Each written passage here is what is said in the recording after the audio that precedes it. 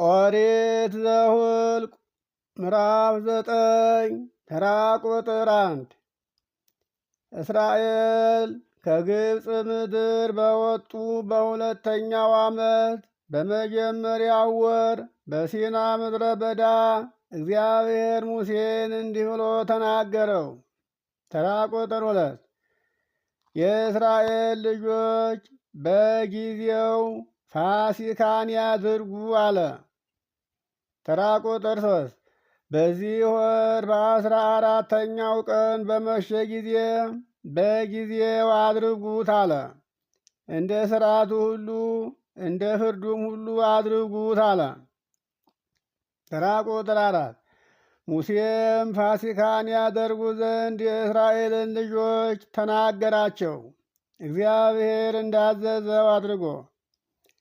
ተራ ቁጥር 5 በመጀመሪያውም ወር በ14ኛው ቀን በመሸ ጊዜ በሲና ምድረ በዳ ፋሲካን አደረጉ። ይህም ወር ሚያዝያ ማለት ነው። ሚያዝያ 14 ቀን ማለት ነው። ተራ እግዚአብሔር ሙሴን እንዳዘዘው እንዲሁ የእስራኤል ልጆች ፋሲካን አደረጉ።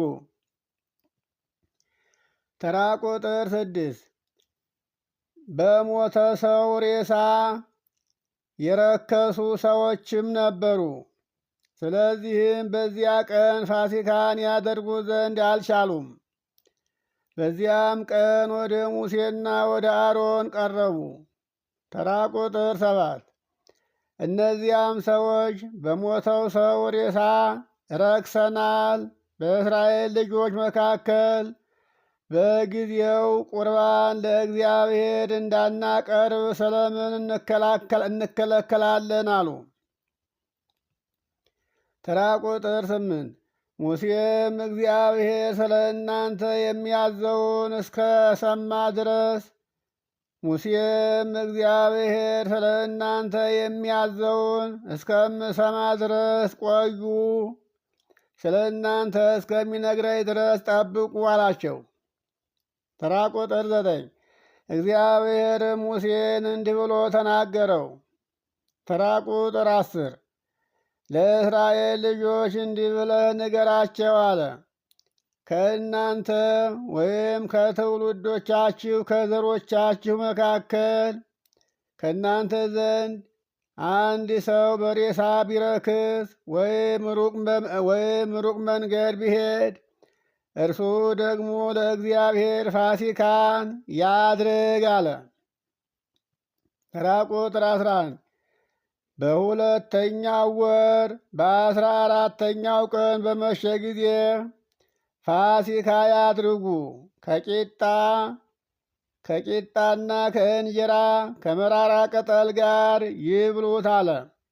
ይህም ሁለተኛው ወር የተባለው ግንቦት ነው። ከሚያዝያ ቀጥሎ ያለው ወር ግንቦት ነውና ግንቦት 14 ቀን ፋሲካ ያድርጉ አለ። በአስከሬን የረከሰ ሰውና መንገድ የሄደ ሰው ሚያዝያ 14 ቀን ፋሲካ ለማድረግ የማይችል ቢሆን በሁለተኛው ወር በግንቦት ያድርጉ አለ። ተራ ቁጥር 12 ከእርሱም እስከ ነገ ድረስ ምንም አያሳድሩ፣ ከእርሱም አጥንትን አይስበሩ፣ እንደ ፋሲካ ሥርዓት ሁሉ ያድርጉ አለ። ተራ ቁጥር 13 ነገር ግን ንጹሕ የሆነ ሰው በመንገድም ላይ ያልሆነ ሰው ፋሲካን ባያደርግ ያ ሰው ከሕዝቡ ዘንድ ተለይቶ ይጠፋል አለ። የእግዚአብሔርን ቁርባን በጊዜው አላቀረበምና ያ ሰው ኃጢአቱን ይሸከማል አለ። ተራ ቁጥር 14 በመካከላችሁም መጻተኛ ሰው ቢኖር እግዚአብሔር ፋሲካን ያደርግ ዘንድ ቢወድ እንደ ፋሲካ ሥርዓት እንደ ፍርዱም እንዲሁ ያድርግ። ለመጻተኛና ለአገር ልጅ አንድ ሥርዓት ይሁንላችሁ፣ ለስደተኛውም ለሀገር ተወላጁም ሕጉ ሥርዓቱ አንድ ይሁን አለ።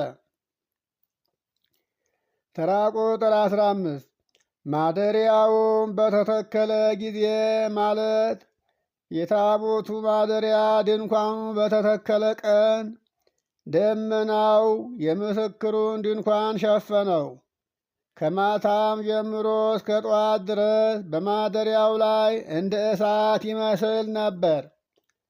ተራ ቁጥር 16 እንዲሁ ሁልጊዜም ነበረ። በቀን በደመና በሌሊትም የእሳት አምሳል ይሸፍነው ነበር። ተራ ቁጥር 17 ደመናውም ከድንኳኑ ላይ በተነሳ ጊዜ በዚያን ጊዜ የእስራኤል ልጆች መንገዳቸውን ይጓዙ ነበር። ደመናውም በቆመበት ስፍራ በዚያ የእስራኤል ልጆች ይሰፍሩ ነበር። ተራ ቁጥር 18 በእግዚአብሔር ትእዛዝ የእስራኤል ልጆች ይጓዙ ነበር፣ በእግዚአብሔርም ትእዛዝ ይሰፍሩ ነበር። ደመናው በማደሪያው ላይ በተቀመጠበት ዘመን ሁሉ በሰፈራቸው ይቀመጡ ነበር። ተራ ቁጥር 19 ደመናውም በማደሪያው ላይ ብዙ ቀን በተቀመጠ ጊዜ የእስራኤል ልጆች የእግዚአብሔርን ትእዛዝ ይጠብቁ ነበር፣ አይጓዙም፣ መንገድም አይገቡም ነበር። ተራ ቁጥር 20 አንዳንድ ጊዜ ደመናው ጥቂት ቀን በማደሪያው ላይ ይሆን ነበር። በዚያን ጊዜ ግን እንደ እግዚአብሔር ትእዛዝ በሰፈራቸው ይቀመጡ ነበር። እንደ እግዚአብሔር ትእዛዝ ይጓዙ ነበር። ተራ ቁጥር 21 አንዳንድ ጊዜም ደመናው ከማታ ጀምሮ እስከ ጠዋት ድረስ ይቀመጥ ነበር።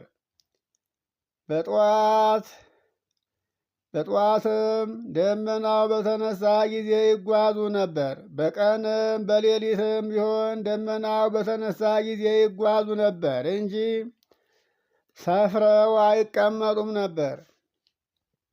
ተራ ቁጥር 22 ደመናውም 2 ቀን ወይም 1 ቀን ወይም 1 ወር ወይም 1 ዓመት ቆይቶ በማደሪያው ላይ ቢቀመጥ የእስራኤል ልጆች በሰፈራቸው ይቀመጡ ነበር እንጂ አይንቀሳቀሱም፣ አይጓዙም፣ መንገድም አይገቡም ነበር። ነገር ግን ደመናው በተነሳ ጊዜ መንገዳቸውን ይቀጥሉ ነበር። ተራ ቁጥር 23 በእግዚአብሔር ትእዛዝ ይሰፍሩ ያርፉ ነበር፣ በእግዚአብሔርም ትእዛዝ ይጓዙ ነበር። እግዚአብሔር በሙሴ እጅ እንዳዘዘ